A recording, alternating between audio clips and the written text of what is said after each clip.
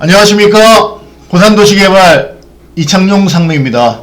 오늘은 서울에서 타단지들이 도대체 어떻게 진행되고 있고 어떤 건설사들이 용적률 얼마 정도로 어떻게 진행하고 있는지 그런 내용들을 좀 설명을 좀 드리려고 합니다. 그래서 먼저 보실 부분은 이제 이촌동 현대 아파트인데요.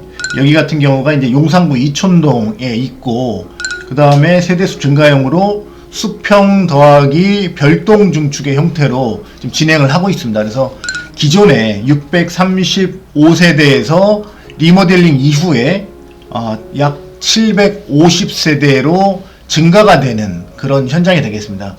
여기 특이한 점을 좀 보면 기존 용적률이 이제 230%이기 때문에 상당히 이제 내부에서 고민들이 좀 많으셨어요. 이거를 리모델링으로 갈 것인가 또는 재건축을 진행하는 게 맞는지 여부를 가지고 상당히 이제 고민들을 많이 하셨었는데, 이제 어떤 문제들이 있었냐면 재건축으로 진행하게 됐을 때는 이제 임대 아파트가 들어오는 이제 문제가 있습니다. 그래서 임대 아파트를 집어넣고 진행했을 때 사업성이 안 나온다는 것을 깨닫는데 상당히 오랜 시간이 걸리셨습니다. 그래서 여기 보면 이촌현대 같은 경우는 조합 설립이 된 것이 2004년도에 설립이 됐는데 실제 지금 이주는 언제 완료가 됐냐면 2021년 11월이 돼서야 이주가 다 완료가 되고 이제 공사를 준비하는 단계에 있는 현장이 되겠습니다. 이게 이제 사업을 진행하다 보면 의사결정을 빨리 하느냐 빨리 하지 못하느냐에 따라서 상당히 이제 그 사업에 대한 수익 부분이 사업성이 달라질 수가 있는데요. 여기 같은 경우는 보면 기존에 230에서 311%로 올라가고 상당히 위치도 좋고 다 좋지만 분담금을 나중에 한번 보여드릴 기회가 있을 텐데 분담금이 상당히 높게 나온 그런 현장이 되겠습니다. 그래서 예를 들면 집행부도 그렇지만 입주하시는 소유자분들께서도 의사결정에 대한 부분을 빨리빨리 해주는 것이 상당히 중요하다 하는 그런 사례를 좀 남기는 그런 현장이 되겠습니다. 반면에 그거하고 대비해서 지금 이제 광장동에 상록타워라는 아파트가 있습니다. 여기 같은 경우는 지금 서울시 광장구 광장동에 있고 똑같이 세대 증가형으로다가 수평 더하기 별동으로다가 진행을 하고 있고요. 기존의 200세대에서 229세대로 29세대만 증가해서 진행을 하는 현장이 되겠는데요. 여기 같은 경우를 보면 용적률이 기존 용적률이 398%입니다.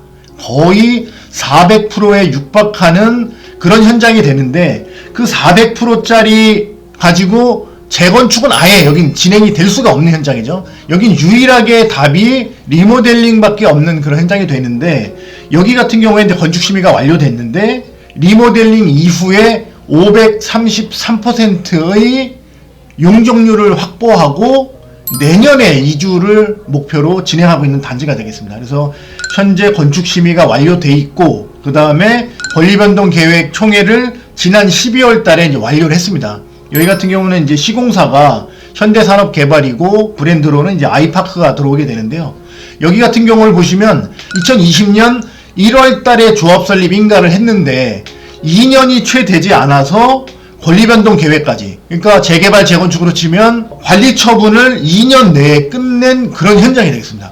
그래서 보면 사업이 굉장히 빠르고 분담금도 처음에 조합 설립할 때 하고 2년이 지났는데도 속도가 빠르다 보니까 거의 변화가 없는 현장이 되겠습니다. 도리어 일반 분양가가 올라가다 보니까 분담금이 거꾸로 떨어질 수도 있는 그런 현장이 되겠습니다. 그래서 그런 사례들도 있다는 것을 좀 염두에 두시면 좋겠고요. 그래서 제가 항상 설명을 드릴 때 여기 있는 이제 이촌현대 아파트하고 그 하단에 있는 광장동 상록타워를 이제 대비해서 좀 설명을 드리는데, 의사결정을 빨리 하고 빨리빨리 진행하는 것이 얼마나 분담금이라든가 사업성을 좋게 만드는지에 대한 부분은 나중에 그 자료를 한번 분담금 자료 같은 걸 가지고 한번 비교해서 한 번 더 소개를 드리도록 하겠습니다.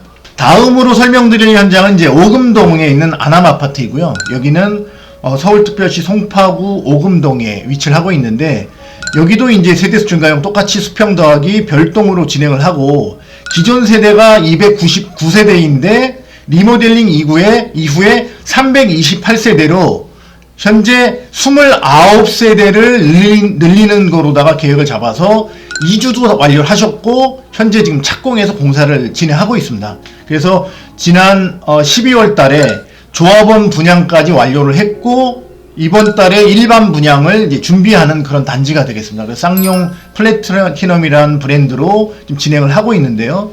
여기 같은 경우는 보시면 알다시피 이제 300세대라고 치면 실제는 45세대 정도를 일반 분양을 할 수가 있습니다. 그런데 여기 보시면 29세대만 분양을 해서 가는 전략을 사용하셨어요. 왜 그러냐면 서울 같은 경우는 분양가 상한제에 걸리게 됐을 때는 분양가를 통제받는 그런 문제가 발생을 합니다. 그러다 보니까 자체 내에서 이미 분양을 해서 분양가를 시세대로 받는 것이 훨씬 유리하겠다는 판단 하에 일반 분양을 29세대로 해가지고 올해, 그러니까 22년도 1월 달에 현재 지금 일반 분양을 진행하고 있고요. 여기 같은 경우를 이제 설명드릴 때 항상 말씀드린 게 뭐냐면, 최초의 일반 분양가를 한 3천만원대로 잡으셨었어요. 근데 현재 지금 진행하고 있는 일반 분양가는 한 5,200만원 정도로 평당 2천만원 이상 증가된 상태로 일반 분양을 진행하다 보니까 처음에 생각했던 것보다 사업성이 더 좋아진 거죠. 공사비가 더 올라갔음에도 불구하고 일반 분양 금액이 더 올라가다 보니까 거꾸로 남는 금액으로 이제 뭐 쓰레기 하는 이런 처리하는 장치라든가 여러 가지 옵션을 별도로 무상으로 더 넣어주는 이제 그런 현장이 되겠습니다. 그래서 이게 대부분 조합원님들, 아니 이제 소유주분들이 처음에 시작할 때 처음에 2억이면 뒤에 가면 3억, 4억 된다는 얘기를 많이 하시는데, 그거는 뭐냐면 재건축, 재개발에는 그런 일이 발생하기도 합니다. 왜냐하면 너무 길게 끌고 가기 때문에 그런 것들이 발생할 수도 있는데요. 리모델링 같은 경우는 일단 진행되는 사업도 5년, 6년으로 짧지만 공사비 증가되는 속도보다 일반 분양가 증가되는 게 더 많기 때문에 그런 것들에 대해서는 거꾸로 줄어드는 그런 현장들도 많이 있다는 걸 좀 설명을 드리고요. 그 다음으로 설명드리는 현장은 이제 청담동의 이제 건영 아파트인데요. 여기 같은 경우는 이제 서울특별시 강남구 청담동, 그러니까 뭐 유명한 데죠. 한강변이고 똑같이 세대수 증가형으로 수평 별동으로 해서 진행을 하고 있는데, 기존이 240세대에서 264세대로 24세대를 증가해서 이제 진행하는 현장이 되겠습니다. 그리고 여기도 마찬가지로 용적률이 397%로 거의 400%에 육박하는 그런 현장입니다. 그렇기 때문에 여기는 뭐냐면 재건축으로 아예 갈 수가 없는 현장이 되는 거죠. 그 다음에 여기도 똑같이 리모델링으로도 선택을 해가지고 진행하셨는데, 여기 같은 경우가 리모델링 처음 건축심의에서 575%를 받았습니다.